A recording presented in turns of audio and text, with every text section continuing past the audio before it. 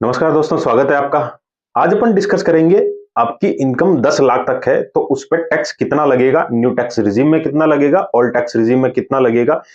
जब आप छूटे लेते हैं या छूटे नहीं लेते हैं, यानी आपने कोई इन्वेस्ट नहीं भी किया है तो कितना आपके टैक्स बनेगा, ये इस वीडियो में आपको कंप्लीट डिटेल मिलेगी। स्टार्ट करते हैं। आपकी एनुअल इनकम 10 लाख रुपए।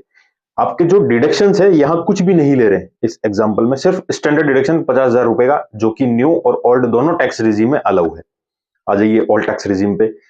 10 लाख में से 50,000 स्टैंडर्ड डिडक्शन माइनस किया, पीछे बचे 9,50,000 रुपए। 9,50,000 रुपए टैक्स देखते हैं। 2.5 लाख तक जीरो टैक्स है। 2.5 लाख से 5 लाख तक 5% के हिसाब से 12,500 रुपए टैक्स है। वहीं 5 लाख से लेकर 10 लाख तक 20% के हिसाब से टैक्स लगता है, जो कि अपने पास यहाँ 4.5 लाख अमाउंट है, उस पर 20% लगेगा 90,000 रुपए।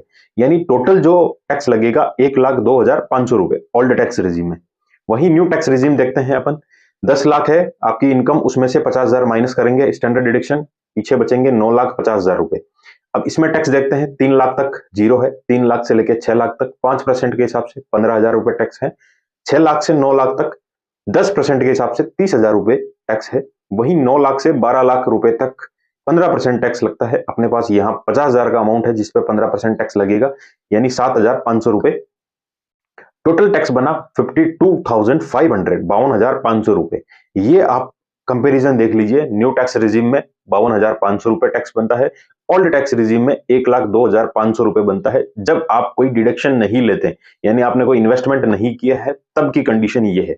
अब देखते हैं आपने इन्वेस्टमेंट किए हैं, उसके बाद ओल्ड टैक्स रिजीम चूज करें या न्यू टैक्स रिजीम चूज करें। 10 लाख रुपए आपकी इनकम है, आप सैलरीड पर्सन है, इसलिए स्टैंडर्ड डिडक्शन 50,000 रुपए। 80C का 1.5 लाख आपने पूरा इन्वेस्टमेंट किया है, वो डिडक्शन ले सकते हैं। 80CC D1B जो कि एनपीएस के कंट्रीब्यूशन का एडिशनली 50,000 रुपए छूट मिलती है वो, और 80D जो कि मेडिकल की छूट मिलती है 25,000 रुपए। ये सारे डिडक्शन के बाद अपन देखते हैं ओल्ड टैक्स रिजीम सही है या न्यू टैक्स रिजीम सही है। ओल्ड टैक्स रिजीम की तरफ देखते हैं। 10 लाख आपकी इनकम है, जिसमें से 50,000 स्टैंडर्ड डिडक्शन, 1.5 लाख ये, 50,000 सीसी D1B और 25,000 की 80D में टोटल अमाउंट हो गया 2,75,000 रुपए। ये माइनस करेंगे तो पीछे बचेंगे 7,25,000 रुपए। उसमें से 2.5 लाख तक टैक्स नहीं लगता।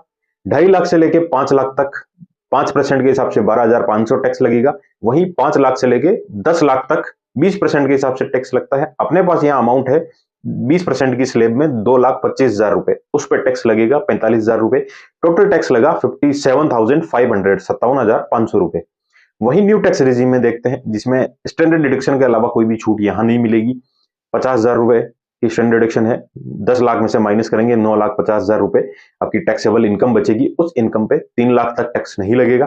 3 लाख से 6 लाख तक 5% टैक्स लगेगा, जो कि 15,000 रुपए।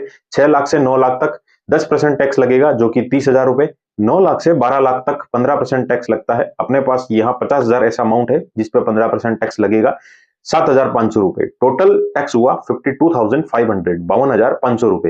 यानी ओल्ड टैक्स रिजीम चूज करते हैं तो 57,500 रुपए, न्यू टैक्स रिजीम चूज करते हैं तो 52,500 रुपए। यहां तक भी न्यू टैक्स रिजीम अच्छी है। आप कितना डिडक्शन लेते हैं उस पर डिपेंड करता है कि ओल्ड टैक्स रिजीम कितना आपका टैक्स बचा सकता है। आपको 10 लाख तक, 15 लाख तक, 20 लाख तक, 7 लाख तक के कंपैरिजन देख रहे हैं ओल्ड और न्यू टैक्स रिजीम में, मेरे चैनल पे देख सकते हैं, आपको प्रोवाइड कर दिए गए हैं। चैनल को सब्सक्राइब कर सकते हैं, बेल आइकन प्रेस कर सकते हैं, ताकि इनकम टैक्स से रिलेटेड सारी इंफॉर्मेशन आप तक जल्दी से जल्दी पहुंच जाए।